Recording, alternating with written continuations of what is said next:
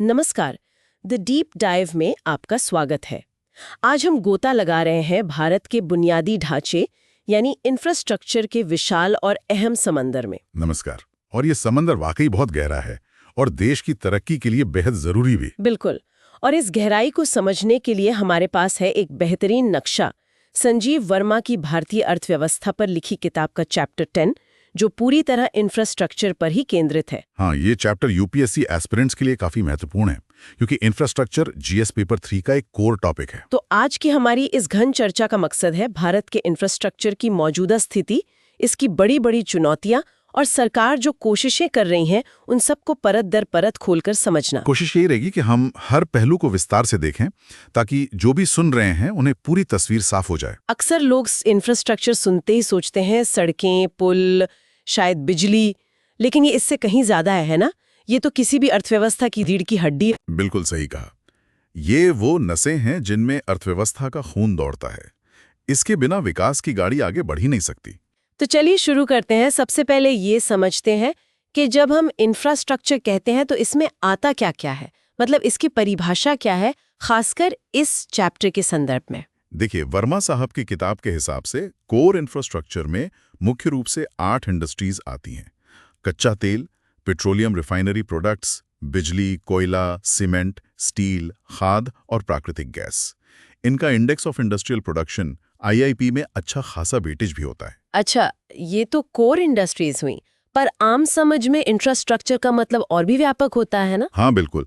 आमतौर पर इसमें शामिल हैं ऊर्जा क्षेत्र, बिजली, तेल, गैस, कोयला, परिवहन क्षेत्र, रेलवे, सड़कें, बंदरगाह, हवाई अड्डे, संचार क्षेत्र, टेलीकॉम, इंटरनेट, और आजकल तो हम सॉफ्ट इंफ्रास्ट्रक्चर की भी बात करते हैं। सॉफ्ट इंफ्रास्ट्रक्चर, इसका क्या मतलब है? सॉफ्ट इंफ्रास्ट्रक्चर यानी वो चीजें जो सीधे तौर पर ईंट पत्थर से नहीं बनी लेकिन विकास के लिए उतनी ही जरूरी हैं, जैसे शिक्षा व्यवस्था, स्वास्थ्य सेवाएं, स्किल्ड मैन पावर यानी मानव पूंजी, कानून व्यवस्था, फाइनेंशियल सिस्टम्स। ये सब विकास का माहौल बनाती हैं। समझ गए। तो हार्ड और सॉफ्ट दोनों तरह का इंफ्रास्ट्रक्चर जरूरी है।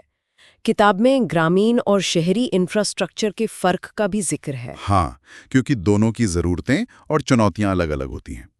गांव में सड़कें, सिंचाई, बिजली, कोल्ड स्टोरेज चाहिए, तो शहरों में मेट्रो, फ्लाईओवर, पानी supply, sewage treatment, solid waste management पे जोर होता है।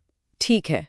अब किताब एक दिलचस्प बात कहती है कि भारत संचार यानी टेलीकॉम को छोड़कर बाकी क्षेत्रों में पिछड़ा क्यों है।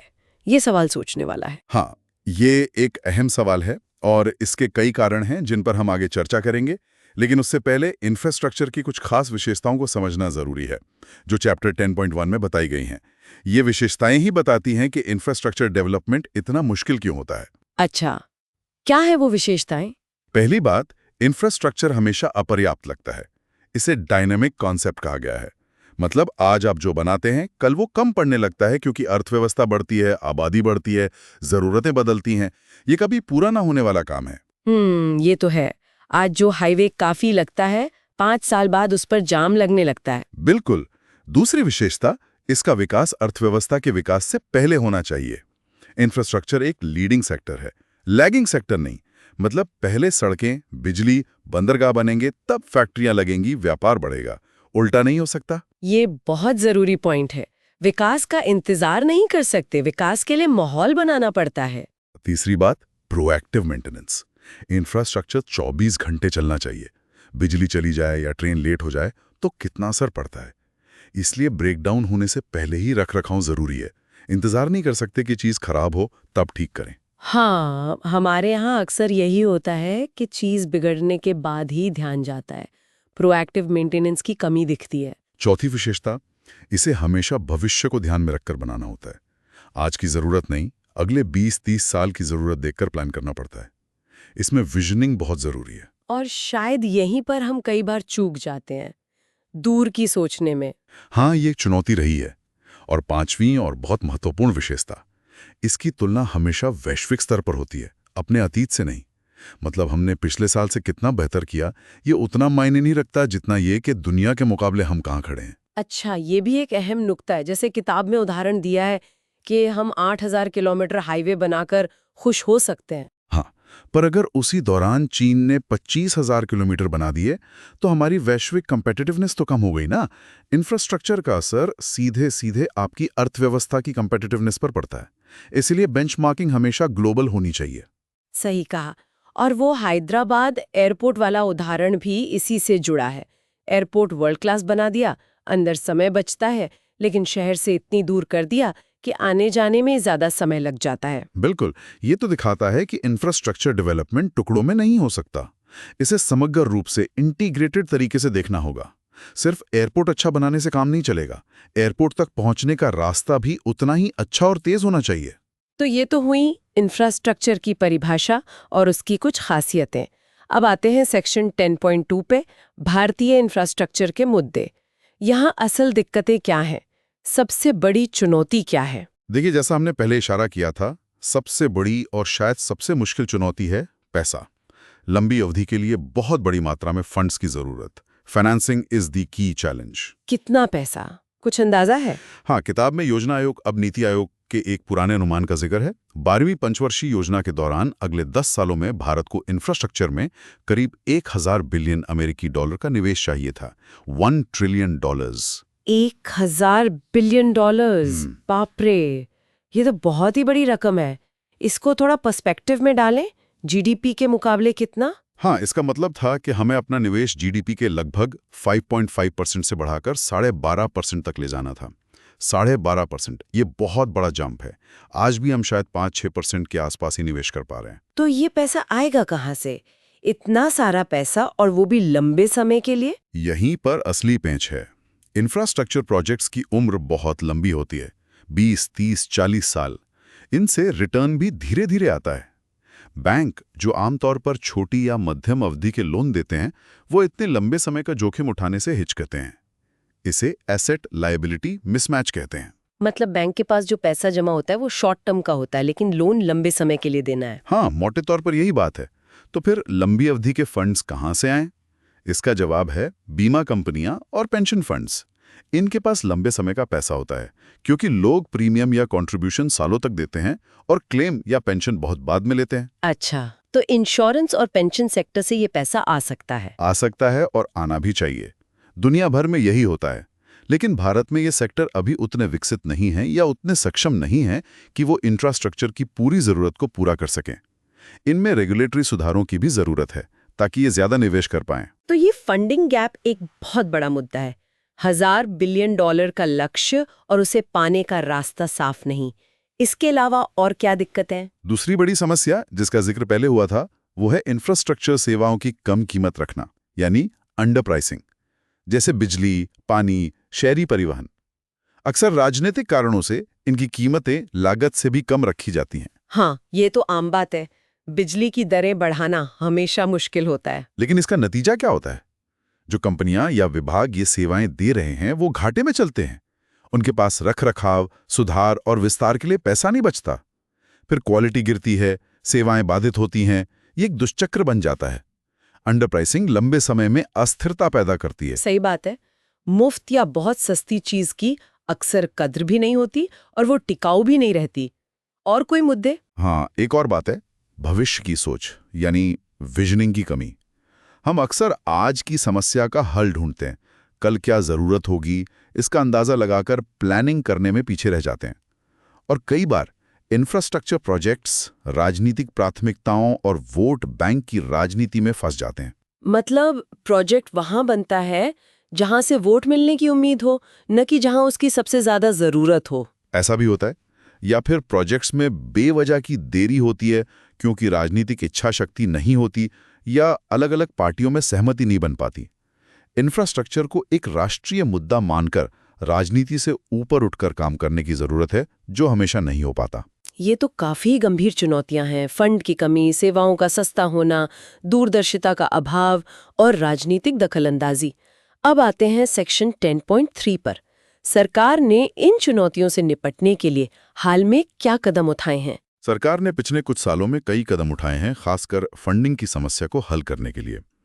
एक महत्वपूर्ण कदम था India infrastructure finance company limited यानी IIFCL की स्थापना। IIFCL? जी, ये क्या है और क्या करती है? ये एक सरकारी कंपनी है जिसे खास तौर पर इंफ्रास्ट्रक्चर प्रोजेक्ट्स को लंबी अवधि का कर्ज डेट देने के लिए बनाया गया है।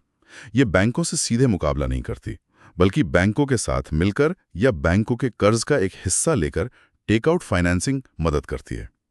इसका लक्ष्य 50,000 करोड़ से ज्यादा का निवेश जुटाना है। 50,000 करोड़? अच्छा, तो ये एक तरह की स्पेशलाइज्ड फाइनेंसिंग एजेंसी है इंफ्रा के लिए। हाँ। और सिर्फ IIFCL ही नहीं, इसने IDFC, जो पहले एक सरकारी संस्था थी, अब बैंक है, अमेरिकी कंपनी सिटी ग्रुप और बड़ी प्राइवेट इक्विटी फर्म ब्लैकस्टोन के साथ मिलकर $5 बिलियन अमेरिकी डॉलर का एक इंफ्रास्ट्रक्चर फंड भी लॉन्च किया है। $5 बिलियन? वाह, ये तो प्राइवेट और विदेशी पैसा भी लाने की कोशिश है। बिल्कुल। IIFCL की एक सब्सिडियरी लंदन में भी खोली गई है ताकि विदेशी निवेशकों से पैसा जुटाया जा सके। इसके अलावा योजना आयोग ने भी पहले एक $11 बिलियन के डेट फंड का प्रस्ताव दिया था। तो कोशिशें हुई हैं फंड्स जुटाने की। ये तो हुई सरकारी फाइनेंसिंग कंपनी और फंड्स, लेकिन एक और चीज जो बहुत सुनने में आती है वो है PPP model, public private partnership. इसका क्या रोल है? हाँ, PPP मॉडल पिछले करीब 2 दशकों से इंफ्रास्ट्रक्चर डेवलपमेंट का एक अहम हिस्सा बन गया है, खासकर तब जब सरकार के पास खुद इतना पैसा नहीं है कि वो सारे प्रोजेक्ट्स बना सकें। ये PPP काम कैसे करता है? आसान शब्दों में समझाएंगे। देखिए, इसका मूल आइडिया ये है कि सरकार और निजी क्षेत्र मिलकर काम करें, दोनों अपनी अपनी ताकत का इस्तेमाल करें। सरकार का काम होता है पॉलिसी बनाना, रेगुलेशंस तय करना, प्रोजेक्ट के लिए जरूरी मंजूरियां दिलवाना, जमीन अधिग्रहण में मदद करना, यानी वो काम जिनमें सरकारी दखल जरूरी है। और प्राइवेट सेक्टर का काम? प्राइवेट सेक्टर का काम है पैसा लगाना, फाइनेंस, प्रोजेक्ट को डिजाइन करना, उसे बनाना, बिल्ड, और फिर कुछ सालों तक उसे चलाना, ऑपरेट और मेंटेन करना, क्योंकि माना जाता है कि प्राइवेट सेक्टर ज्यादा कुशलता से काम कर सकता है। अच्छा, तो इसमें अलग अलग तरह के मॉडल होते होंगे। किताब में BOT, DBFO जैसे नाम हैं। हाँ, कई मॉडल हैं। सबसे कॉमन है BOT यानी बिल्ड ऑपरेट ट्रांसफर। इसमें प्राइवेट कंपनी प्रोजेक्ट बनाती है, उसे मान लीजिए 20-30 साल तक चलाती है, टोल या फीस वसूल कर अपना पैसा कमाती है, और फिर उस अवधि के खत्म होने पर प्रोजेक्ट सरकार को वापस सौंप देती है। ठीक है, ये तो समझ आया। और DBFO यानी डिजाइन, बिल्ड, फाइनेंस, ऑपरेट। ये BOT जैसा ही है, पर इसमें डिजाइन की जिम्मेदारी भी प्राइवेट पार्टनर की होती है। मतलब सरकार सिर्फ बताती है कि उसे क्या चाहिए, आउटपुट स्पेसिफिकेशंस कैसे बनेगा, ये प्राइवेट कंपनी तय करती है। इससे इनोवेशन को बढ़ावा मिलता है। और भी मॉडल है क्या? जैसे BOT, BRON, operate transfer, LDO, lease develop operate वगैरह। हर मॉडल की अपनी बारीकियां होती हैं जो प्रोजेक्ट की जरूरत के हिसाब से तय होती हैं। किताब में एक नेगेटिव ग्रांट का कॉन्सेप्ट भी बताया गया है। ये क्या चीज है? ये तो सुनने में बड़ा अजीब लगता है। हाँ, ये एक दिलचस्प डेवलपमेंट है। देखिए, आमतौर पर PPP प्रोजेक्ट्स में या तो सरकार प्राइवेट कंपनी को कुछ मदद यानी वायबिलिटी गैप फंडिंग देती है अगर प्रोजेक्ट बहुत मुनाफे वाला ना हो, या फिर प्राइवेट कंपनी सरकार को कुछ रेवेन्यू शेयर देती है। लेकिन नेगेटिव ग्रांट या प्रीमियम तब होता है जब कोई प्रोजेक्ट इतना ज्यादा आकर्षक और मुनाफे वाला होता है कि कई कंपनियां उसे पाना चाहती हैं। ऐसे में बोली लगाते समय कंपनियां सरकार को ही अपफ्रंट पैसा देने की पेशकश करती हैं। मतलब प्रोजेक्ट पाने के लिए वो सरकार को प्रीमियम दे रही हैं। अरे वाह, मतलब प्रोजेक्ट इतना फायदेमंद है कि कंपनियों से हासिल करने के लिए सरकार को पैसा दे रही है। ये तो कमाल है। इसका कोई उदाहरण है? हाँ, कुछ हाईवे प्रोजेक्ट्स और एयरपोर्ट्स की बोलियों में ऐसा देखा गया है। ये दिखाता है कि अगर प्रोजेक्ट सही तरीके से स्ट्रक्चर किया जाए और उसमें कमाई की अच्छी संभावना हो तो प्राइवेट सेक्टर पैसा लगाने को तैयार है, बल्कि उसके लिए प्रीमियम देने को भी तैयार है। ये PPP मॉडल सुनने में तो काफी अच्छा लगता है, सरकार और प्राइवेट सेक्टर मिलके काम करे, लेकिन क्या ये हमेशा सफल होता है? इसमें भी तो कुछ चुनौतियां होंगी। बिल्कुल, चुनौतियां हैं। कई बार कॉन्ट्रैक्ट्स ठीक से नहीं बनते, विवाद होते हैं।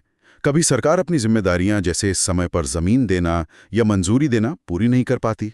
कभी प्राइवेट कंपनी वादा पूरा नहीं करती। रिस्क शेयरिंग को लेकर भी झगड़े होते हैं। PPP कोई जादू की छड़ी नहीं है। इसे सफल बनाने के लिए बहुत सावधानी और स्पष्टता की जरूरत है। इस पर हम आगे और बात करेंगे। ठीक है, तो ये थे सरकार के कुछ कदम, IIFCL, PPP मॉडल वगैरह। अब जरा शहरी इंफ्रास्ट्रक्चर पर आते हैं। शहरों पर दबाव बढ़ रहा है तो उनके लिए भी तो सरकार ने कई योजनाएं शुरू की हैं। किताब में कई नाम हैं, स्मार्ट सिटीज, स्वच्छ भारत, अमृत। हाँ, बिल्कुल। शहरी इंफ्रास्ट्रक्चर एक बहुत बड़ा फोकस एरिया है, क्योंकि भारत का शहरीकरण तेजी से हो रहा है और शहरों पर मौजूदा इंफ्रास्ट्रक्चर का बोझ बहुत ज़्यादा है। सरकार ने कई फ्लैगशिप मिशंस लॉन्च किए हैं। सबसे पहले बात करते हैं स्मार्ट सिटीज मिशन की। इसका क्या लक्ष्य है? स्मार्ट सिटीज मिशन का लक्ष्य है 100 चुने हुए शहरों को स्मार्ट बनाना। स्मार्ट का मतलब सिर्फ टेक्नोलॉजी का इस्तेमाल नहीं है, बल्कि वहां रहने वाले लोगों के लिए जीवन की गुणवत्ता, क्वालिटी ऑफ लाइफ बेहतर करना, एक साफ सुथरा और टिकाऊ सस्टेनेबल पर्यावरण देना और कोर इंफ्रास्ट्रक्चर जैसे पानी, बिजली, सफाई, शहरी परिवहन, affordable housing, IT connectivity, e-governance वगैरह को बेहतर बनाना है। और ये होगा कैसे 100 शहरों में? इसके लिए 3 तरीके अपनाए जा रहे हैं। रेट्रोफिटिंग यानी शहर के किसी मौजूदा हिस्से को सुधारना, रीडेवलपमेंट यानी किसी पुराने इलाके को पूरी तरह तोड़कर नया बनाना, और ग्रीनफील्ड डेवलपमेंट यानी शहर के बाहर खाली जमीन पर बिल्कुल नया इलाका विकसित करना। हर शहर अपनी जरूरत के हिसाब से इनमें से कोई एक या ज्यादा तरीके चुन सकता है। ठीक है। फिर है स्वच्छ भारत मिशन शहरी। इसका तो काफी नाम सुना है। हाँ, स्वच्छ भारत मिशन का लक्ष्य है देश को खुले में शौच से मुक्त ODF करना और शहरों में ठोस कचरा प्रबंधन, सॉलिड वेस्ट मैनेजमेंट को पूरी तरह से वैज्ञानिक बनाना। सफाई और स्वच्छता पर इसका बहुत बड़ा फोकस है। और HRD योजना, ये शायद हेरिटेज शहरों के लिए है। हाँ, HRD यानी heritage city development and augmentation योजना का लक्ष्य था देश के 12 चुने हुए विरासत शहरों जैसे वाराणसी, अमृतसर, अजमेर, पुरी के ऐतिहासिक चरित्र को संरक्षित करते हुए वहां के इंफ्रास्ट्रक्चर को सुधारना, मतलब हेरिटेज और टूरिज्म को ध्यान में रखते हुए विकास करना। फिर अमृत योजना का भी जिक्र है जी, Atal mission for rejuvenation and urban transformation. ये क्या है? अमृत योजना 500 शहरों, ज्यादातर वो जिनकी आबादी 1 लाख से ज्यादा है, पर केंद्रित है। इसका मुख्य फोकस है बुनियादी शहरी सेवाओं को सुनिश्चित करना, जैसे सबको पानी का कनेक्शन मिले, सीवेज नेटवर्क बने, बरसाती पानी के निकास स्टॉर्म वाटर ड्रेनेज का इंतजाम हो, पैदल चलने और साइकिल चलाने के लिए जगह बने और पार्क्स वगैरह बने। ये स्मार्ट सिटी से थोड़ा अलग है। ये ज्यादातर बेसिक जरूरतों पर केंद्रित है। अच्छा। मतलब ये बेसिक इंफ्रा को ठीक करने पर है। NERDUP ये शायद नॉर्थ ईस्ट के लिए है। हाँ, NERDUP यानी north eastern region urban development programme. ये एशियाई विकास बैंक ADB की मदद से पूर्वोत्तर राज्यों के कुछ शहरों में पानी सप्लाई, सीवेज और सॉलिड वेस्ट मैनेजमेंट को बेहतर बनाने का कार्यक्रम है। पूर्वोत्तर पर खास ध्यान देना जरूरी भी है। बिल्कुल। फिर सड़कों के लिए 2 बड़ी योजनाएं हैं, सेतु भारतम और भारतमाला परियोजना। सेतु भारतम क्या है? सेतु भारतम का लक्ष्य है सभी राष्ट्रीय राजमार्गों को रेलवे क्रॉसिंग से मुक्त करना। इसके लिए या तो ओवरब्रिज बनेंगे या अंडरपास। इससे सड़कों पर ट्रैफिक जाम कम होगा और सुरक्षा बढ़ेगी। करीब 200 से ज्यादा ऐसे ब्रिज बनाने का लक्ष्य था। और भारतमाला, ये तो बहुत महत्वाकांक्षी परियोजना लगती है। हाँ, भारतमाला परियोजना एक अम्ब्रेला प्रोग्राम है जिसका मकसद है पूरे देश में सड़कों का जाल बिछाना, खासकर माल ढुलाई को ज्यादा कुशल बनाना। इसमें economic corridors, inter corridor routes, feeder routes, border roads, coastal roads, port connectivity roads और ग्रीनफील्ड एक्सप्रेसवेज शामिल हैं। ये लॉजिस्टिक्स कॉस्ट कम करने के लिए बहुत जरूरी है। और एक योजना है PMAY अर्बन, यानी प्रधानमंत्री आवास योजना शहरी। हाँ, इसका लक्ष्य था 2022 तक सभी के लिए आवास सुनिश्चित करना, खासकर शहरी गरीबों और निम्न आय वर्ग के लोगों के लिए। इसके तहत सरकार घर खरीदने या बनाने के लिए सब्सिडी देती है। तो ये तो बहुत सारी योजनाएं हैं। स्मार्ट सिटीज, स्वच्छ भारत, अमृत, हृदय, सेतु भारतम, भारतमाला, PMAY। लगता है सरकार शहरी और कनेक्टिविटी इंफ्रा पर काफी जोर दे रही है। हाँ, इसमें कोई शक नहीं कि इरादा और योजनाएं तो हैं। लेकिन अब आते हैं सेक्शन 10.4 पर। इतनी योजनाओं के बावजूद चुनौतियां कहां बनी हुई हैं? किताब में विश्व आर्थिक मंच WEF की ग्लोबल कॉम्पिटिटिवनेस रैंकिंग का जिक्र है, जिसमें भारत इंफ्रास्ट्रक्चर के मामले में 89वें स्थान पर था, जबकि चीन 50वें पर। ऐसा क्यों? 89वां स्थान तो बहुत अच्छा नहीं है। चीन हमसे काफी आगे है। तो क्या ये योजनाएं जमीन पर उतनी तेजी से या उतनी प्रभावी ढंग से लागू नहीं हो पा रही हैं? देखिए, कई कारण हैं। पहला वही पुरानी समस्या फंड्स की।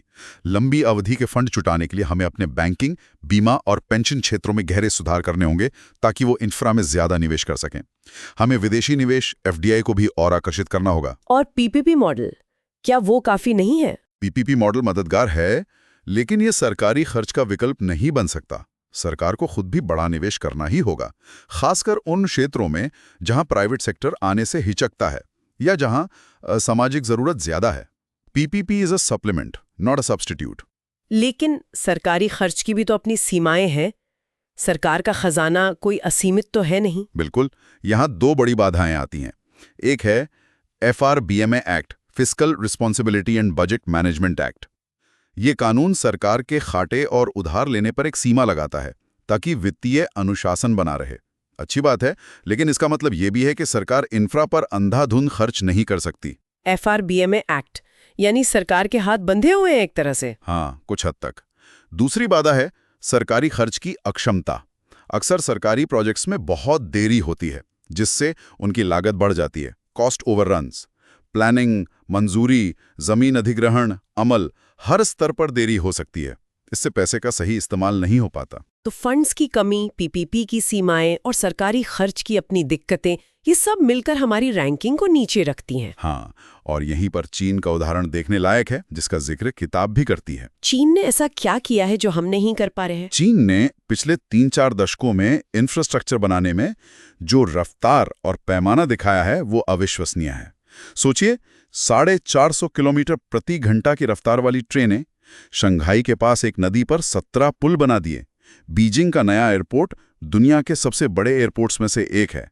तिब्बत जैसे दुर्गम इलाके तक रेल लाइन पहुंचा दी। बाप रे, 450 किलोमीटर प्रति घंटा ट्रेन, ये तो कल्पना जैसा लगता है। ये दिखाता है उनकी सोच, उनकी प्लानिंग और सबसे बढ़कर उनकी कार्यान्वयन क्षमता, एग्जीक्यूशन कैपेबिलिटी। वो लोग इनोवेटिव इंफ्रास्ट्रक्चर पर जोर देते हैं, भविष्य की जरूरतें देखकर बहुत बड़े पैमाने पर काम करते हैं, और सबसे जरूरी बात, वो इसे एक राष्ट्रीय मिशन मानते हैं जिसे हर हाल में पूरा करना है। इसे रोजमर्रा की राजनीति से ऊपर रखते हैं। तो हमें चीन से क्या सीखना चाहिए? सिर्फ पैसा लगाना काफी नहीं है। बिल्कुल नहीं, हमें भी बड़ी सोच अपनानी होगी।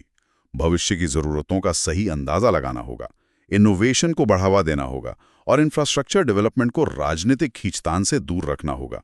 ये एक राष्ट्रीय प्राथमिकता होनी चाहिए जिस पर लगातार बिना रुके काम हो। एग्जीक्यूशन इज की। बड़ी सोच और बेहतर एग्जीक्यूशन, ये जरूरी सबक है। अब एक और पेचीदा मुद्दे पर आते हैं, सेक्शन 10.5, पर्यावरण बनाम विकास। ये बहस तो हमेशा चलती रहती है। हाँ, और ये बहुत ही संवेदनशील मुद्दा है।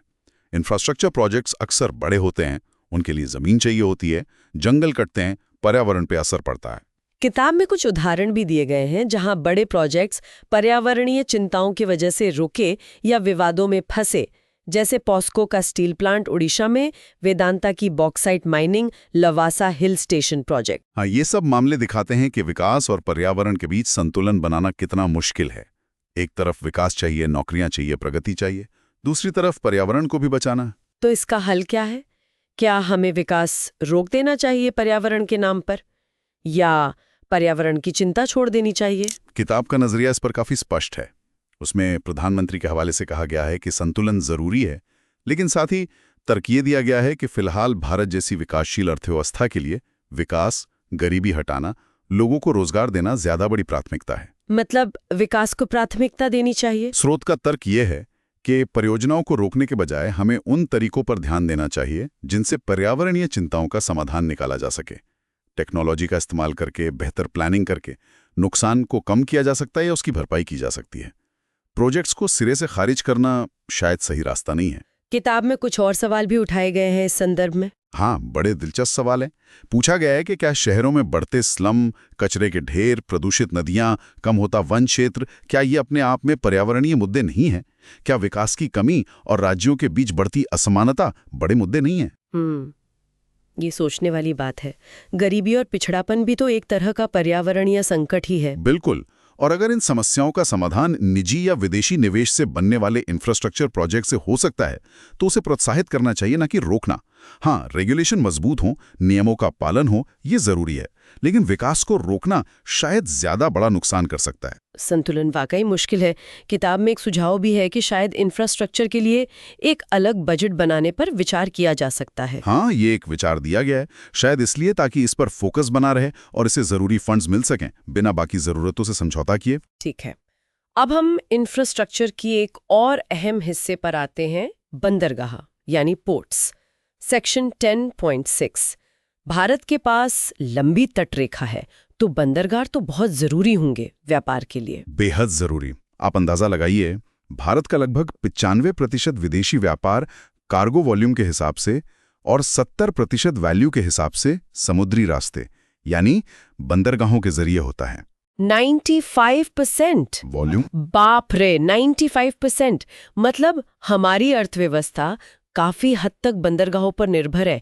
कितने बंदरगाह हैं भारत में? भारत में 12 प्रमुख यानी मेजर बंदरगाह हैं जो केंद्र सरकार के अधीन आते हैं, और करीब 200 छोटे यानी माइनर नॉन मेजर बंदरगाह हैं जो राज्य सरकारों के तहत हैं। तो सरकार इनकी अहमियत समझती होगी। इनको बेहतर बनाने के लिए क्या किया जा रहा है? हाँ, सरकार ने पिछले कुछ सालों में पोर्ट सेक्टर पर काफी ध्यान दिया है। पोर्ट्स में 100% प्रत्यक्ष विदेशी निवेश (FDI) की अनुमति दी गई है, ऑटोमेटिक रूट से। एक मैरीटाइम एजेंडा 2010-20 बनाया गया था जिसके कई लक्ष्य थे। क्या लक्ष्य थे उस एजेंडा के? जैसे दुनिया के शिप बिल्डिंग उद्योग में भारत का हिस्सा 5% तक ले जाना, जो अभी बहुत कम है। हमारे बंदरगाहों की कुल कार्गो हैंडलिंग क्षमता को 2020 तक 3200 मिलियन टन MT तक बढ़ाना, भारतीय बंदरगाहों को अंतर्राष्ट्रीय मानकों तक लाना और तटीय शिपिंग को बढ़ावा देना ताकि सड़कों और रेल पर बोझ कम हो। क्षमता 3200 मिलियन टन, ये तो काफी बड़ा लक्ष्य था। और टैक्स छूट वगैरह भी दी गई हैं? हाँ, पोर्ट्स के विकास में निवेश करने वालों को टैक्स में छूट सेक्शन 80 IA के तहत दी गई है। हाल की कुछ बड़ी पहलें क्या रही हैं पोर्ट सेक्टर में? कई प्रोजेक्ट्स चल रहे हैं, जैसे मुंबई के पास JNPT Jawaharlal Nehru port trust में चौथे कंटेनर टर्मिनल का विकास, विशाखापट्टनम बंदरगाह का आधुनिकीकरण, हल्दिया डॉक कॉम्प्लेक्स में नए बर्थ बनाना। इसके अलावा राष्ट्रीय जल मार्गों नेशनल वाटरवेज का विकास किया जा रहा है।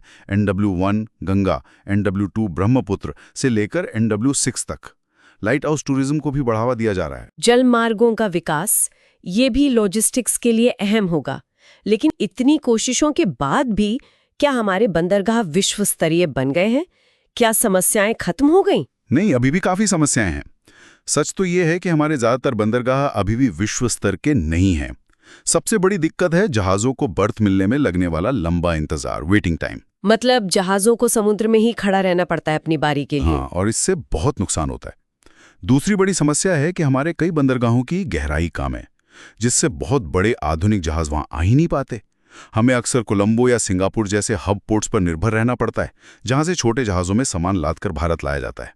इससे लागत और समय दोनों बढ़ते हैं। अच्छा, तो हम बड़े जहाज सीधे हैंडल नहीं कर पाते, ये तो बड़ी कमी है। और बंदरगाह से अंदरूनी इलाकों तक सामान ले जाने का ट्रांसपोर्ट भी महंगा और धीमा है।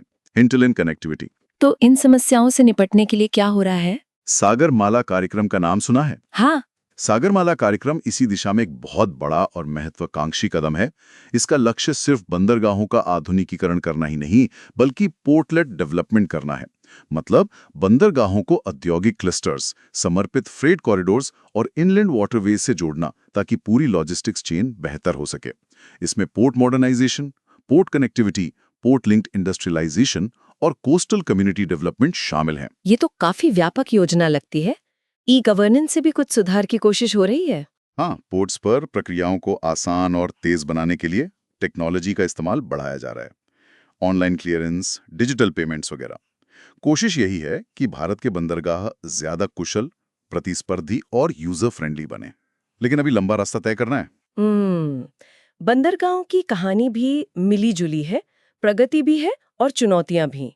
अब चलते हैं इंफ्रास्ट्रक्चर के एक और महानायक के पास, भारतीय रेल। सेक्शन 10.7 देश की जीवन रेखा कहा जाता है इसे। बिल्कुल, भारतीय रेल दुनिया का चौथा सबसे बड़ा रेल नेटवर्क है। रोज करोड़ों लोग इसमें सफर करते हैं और लाखों टन माल ढोया जाता है। ये देश को जोड़ने वाली एक अहम कड़ी है। इतना बड़ा नेटवर्क है, देश की जरूरत भी है, लेकिन किताब कहती है कि माल ढुलाई, फ्रेट के मामले में रेलवे सड़कों से पिछड़ गया है। ऐसा क्यों? जबकि रेल से माल भेजना सस्ता और ज्यादा पर्यावरण अनुकूल होना चाहिए। ये एक बहुत बड़ा विरोधाभास है और इसकी जड़ में है रेलवे की क्रॉस सब्सिडी की नीति। क्रॉस सब्सिडी, ये क्या होता है? इसका मतलब है कि रेलवे जानबूझकर यात्री किराया, पैसेंजर फेयर्स लागत से काफी कम रखता है ताकि आम आदमी सफर कर सके। ये एक सामाजिक जिम्मेदारी मानी जाती है। लेकिन इस घाटे की भरपाई कहां से होगी? कहां से? माल ढुलाई से। रेलवे माल भाड़ा, फ्रेट चार्जेस बहुत ज्यादा रखता है, लागत से कई ज्यादा, ताकि यात्री किराए के घाटे को पूरा किया जा सके। नतीजा ये होता है कि रेल से माल भेजना बहुत महंगा हो जाता है। किताब में लिखा है कि भारत में रेल माल भाड़ा चीन से भी ज्यादा है। क्या बात कर रहे हैं? चीन से भी ज्यादा? तब तो व्यापारी सड़क से ही माल भेजना पसंद करेंगे, भले ही वो कम एफिशिएंट हो। बिल्कुल यही हो रहा है। पिछले कुछ दशकों में माल ढुलाई का ज्यादातर हिस्सा सड़कों पर शिफ्ट हो गया है, जबकि होना इसका उल्टा चाहिए था। ये न सिर्फ रेलवे के लिए नुकसानदायक है, बल्कि अर्थव्यवस्था और पर्यावरण के लिए भी अच्छा नहीं है। और कोई कारण है माल ढुलाई में पिछड़ने का? एक और कारण बताया गया है, इलेक्ट्रिक ट्रैक्शन, बिजली से ट्रेन चलाना की उच्च लागत। हालांकि ये थोड़ा तकनीकी मामला है, लेकिन मुख्य वजह क्रॉस सब्सिडी ही है। तो इसका समाधान क्या है? क्या यात्री किराया बढ़ा देना चाहिए? वो तो राजनीतिक रूप से बहुत मुश्किल होगा। हाँ, यात्री किराया बढ़ाना हमेशा से बहुत संवेदनशील मुद्दा रहा है, लेकिन धीरे धीरे इसे तर्कसंगत रैशनलाइज करने की जरूरत तो है। साथ ही माल ढुलाई को आकर्षक बनाने के लिए कई कदम उठाने होंगे, जैसे माल भाड़े को कम करना, सेवाओं को बेहतर बनाना, प्राइवेट सेक्टर को निवेश के लिए प्रोत्साहित करना। प्राइवेट सेक्टर रेलवे में? हाँ, माल ढुलाई के कुछ हिस्सों में पीपीपी मॉडल और निजीकरण की बात हो रही है, जैसे प्राइवेट फ्रेट टर्मिनल्स, पीएफटी और स्पेशल फ्रेट ट्रेन ऑपरेटर एसएफटीओ जैसी योजनाएं लाई गई हैं, ताकि प्राइवेट कंपनियां अपने टर्मिनल बना सकें या अपनी मालगाड़ियां चला सकें। ये तो बड़े बदलाव है। और एक बहुत बड़े प्रोजेक्ट का जिक्र आता है, डेडिकेटेड फ्रेट कॉरिडोर, डीएफसी। ये क्या बला है? डीएफसी शायद भारतीय रेलवे के इतिहास में सबसे बड़े और सबसे महत्वपूर्ण प्रोजेक्ट्स में से एक है। ये सचमुच गेम चेंजर साबित हो सकता है। ऐसा क्या खास है इसमें? देखिए, अभी क्या होता है कि यात्री गाड़ियां और मालगाड़ियां एक ही पटरी पर चलती हैं। यात्री गाड़ियों को प्राथमिकता मिलती है, तो मालगाड़ियां अक्सर लेट होती हैं और उनकी औसत रफ्तार बहुत कम रहती है। डीएफसी का मतलब है सिर्फ मालगाड़ियों के लिए समर्पित अलग हाई स्पीड रेल लाइनें बनाना। सिर्फ मालगाड़ियों के लिए अलग पटरियां? हाँ, अभी 2 कॉरिडोर बन रहे हैं, पूर्वी डीएफसी लुधियाना से दानकुनी पश्चिम बंगाल तक और पश्चिमी डीएफसी दादरी यूपी से जेएनपीटी मुंबई तक। इन पर मालगाड़ियां ज्यादा तेजी से ज्यादा भार लेकर बिना रुके चल सकेंगे। इससे माल ढुलाई का समय और लागत बहुत कम हो जाएगी। और इसकी लागत कितनी है? ये बहुत महंगा प्रोजेक्ट है, करीब 1 लाख करोड़ रुपए की लागत का, 1 लाख करोड़ रुपीस। लेकिन माना जा रहा है कि इससे भारतीय अर्थव्यवस्था को जो फायदा होगा वो कहीं ज्यादा होगा। ये मौजूदा रेल लाइनों पर भीड़ भी कम करेगा, जिससे यात्री गाड़ियां भी तेज चल सकेंगी। ये तो वाकई क्रांतिकारी लग रहा है। इसका संबंध दिल्ली मुंबई औद्योगिक कॉरिडोर डीएमआईसी से भी है? हाँ, पश्चिमी डीएफसी खास तौर पर डीएमआईसी के लिए रीढ़ की हड्डी का काम करेगा। डीएमआईसी एक बहुत बड़ा प्रोजेक्ट है, जिसके तहत दिल्ली और मुंबई के बीच कई नए औद्योगिक शहर और लॉजिस्टिक्स हब बनाए जा रहे हैं और पश्चिमी डीएफसी उन्हें जोड़ेगा।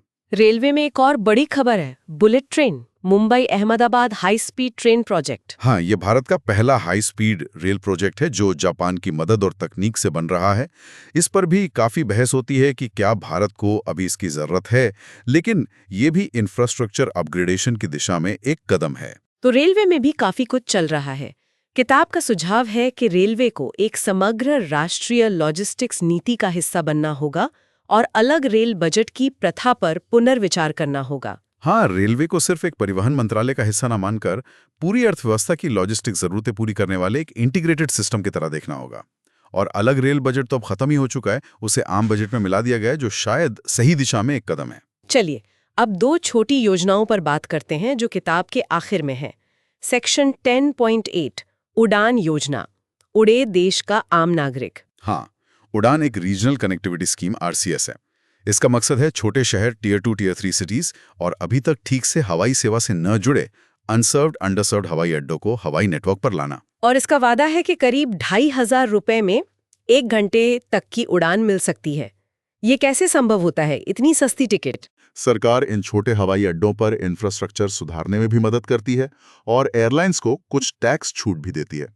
मकसद है हवाई यात्रा को आम आदमी की पहुंच में लाना और क्षेत्रीय कनेक्टिविटी बढ़ाना। अच्छा, तो ये सब्सिडी मॉडल पर आधारित है। और आखिरी योजना सेक्शन 10.9 आदर्श रेलवे स्टेशन योजना। ये रेलवे स्टेशनों के आधुनिकीकरण और उन्नयन यानी अपग्रेडेशन से जुड़ी योजना है। इसका लक्ष्य है स्टेशनों पर यात्री सुविधाओं को बेहतर बनाना, जैसे वेटिंग रूम, साफ सफाई, पीने का पानी, टॉयलेट्स, साइनेज वगैरह। इसकी फंडिंग मुख्य रूप से रेलवे के पैसेंजर एमिनिटीज हेड के तहत होती है। ठीक है, तो हमने चैप्टर 10 के सभी मुख्य हिस्सों को छू लिया। इंफ्रास्ट्रक्चर की परिभाषा, भारत की चुनौतियां, सरकारी कदम, पीपीपी मॉडल, शहरी योजनाएं, चीन से तुलना, पर्यावरण का मुद्दा, बंदरगाह, रेलवे, उड़ान और आदर्श स्टेशन। काफी लंबी और विस्तृत चर्चा हुई। हाँ, क्योंकि ये टॉपिक है ही इतना व्यापक और महत्वपूर्ण। इंफ्रास्ट्रक्चर का जाल जितना मजबूत होगा, देश उतनी ही तेजी से आगे बढ़ेगा। तो अगर हम इस पूरी चर्चा का सार निकालें तो क्या कहेंगे? भारत के इंफ्रास्ट्रक्चर सेक्टर की तस्वीर कैसी दिखती है? अपार संभावनाएं या गंभीर चुनौतियां? दोनों ही हैं। संभावनाएं अपार हैं। भारत एक विशाल देश है, बढ़ती अर्थव्यवस्था है, जरूरतें बहुत हैं। अगर हम सही इंफ्रास्ट्रक्चर बना पाएं तो विकास की रफ्तार कई गुना बढ़ सकती है। सरकार की कई योजनाएं हैं, जैसे पीपीपी मॉडल को बढ़ावा, शहरी विकास पर जोर, डीएफसी, सागरमाला, भारतमाला, ये सब सही दिशा में उठाए गए कदम हैं। लेकिन चुनौतियां भी उतनी ही बड़ी हैं, जैसा हमने देखा। बिल्कुल। सबसे बड़ा सवाल वही है, पैसा कहाँ से आएगा? क्या हम लंबी अवधि के लिए जरूरी खरबों डॉलर जुटा पाएंगे? दूसरा, क्या हम इन महत्वाकांक्षी योजनाओं को समय पर और कुशलता से लागू कर पाएंगे? हमारा ट्रैक रिकॉर्ड यहाँ बहुत अच्छा नहीं रहा है। तीसरा, क्या हम विकास और पर्यावरण के बीच वो मुश्किल संतुलन साध पाएंगे? और चौथा, क्या हम चीन की तरह भविष्य की जरूरतों को देखते हुए बड़ी और इनोवेटिव सोच अपना पाएंगे या छोटी छोटी राजनीतिक लड़ाइयों में ही उलझे रहेंगे? ये सवाल वाकई सोचने पर मजबूर करते हैं। फंड्स, एग्जीक्यूशन, सस्टेनेबिलिटी और विजन, ये 4 शायद सबसे बड़े मुद्दे हैं। हाँ, इन्हीं पर हमारी तरक्की निर्भर करेगी। और चलते चलते श्रोताओं के लिए एक विचारणीय प्रश्न छोड़ जाते हैं, जो इस चैप्टर से ही निकलता है। जब हम बड़े बड़े infrastructure projects, highway, ports, power plants की योजना बनाते हैं और उन्हें लागू करते हैं, तो क्या हम सिर्फ उनके तात्कालिक आर्थिक लाभ यानी नौकरियां और जीडीपी ग्रोथ को ही देखते हैं, या हम उनके दीर्घकालिक पर्यावरणीय और सामाजिक प्रभावों का भी ईमानदारी से और पूरी तरह से आकलन करते हैं? क्या हम सोचते हैं कि 50 साल बाद इन प्रोजेक्ट्स का हमारी नदियों, जंगलों, हवा और समुदायों पर क्या असर होगा? इस पर गहराई से सोचने की जरूरत है, क्योंकि आज के फैसले कल की दुनिया तय करेंगे। बहुत सही सवाल है। सस्टेनेबल डेवलपमेंट का असली मतलब यही है। तो आज के इस विस्तृत विश्लेषण में इतना ही। हमने संजीव वर्मा की किताब के चैप्टर 10 के जरिए भारत के इंफ्रास्ट्रक्चर सेक्टर को समझने की कोशिश की।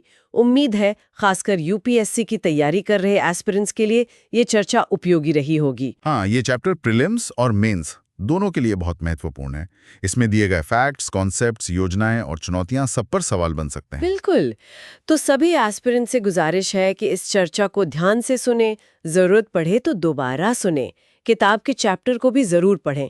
ये जानकारी न सिर्फ आपके एग्जाम में काम आएगी, बल्कि देश के विकास से जुड़े अहम मुद्दों पर आपकी समझ भी बढ़ाएगी। और अगर आपको ये चर्चा पसंद आई हो तो इसे अपने दोस्तों के साथ शेयर जरूर करें जो यूपीएससी या अन्य प्रतियोगी परीक्षाओं की तैयारी कर रहे हैं। हाँ, और हमारे YouTube चैनल सुन लो यूपीएससी को सब्सक्राइब करना न भूलें। वीडियो को लाइक करें, शेयर करें और कमेंट सेक्शन में हमें बताएं कि आप और किन टॉपिक्स पर ऐसी ही गहन चर्चा सुनना चाहेंगे। आपका फीडबैक हमारे लिए बहुत महत्वपूर्ण है। तो फिर मिलेंगे अगली बार एक और जरूरी टॉपिक के साथ। तब तक पढ़ते रहिए, सीखते रहिए। नमस्कार।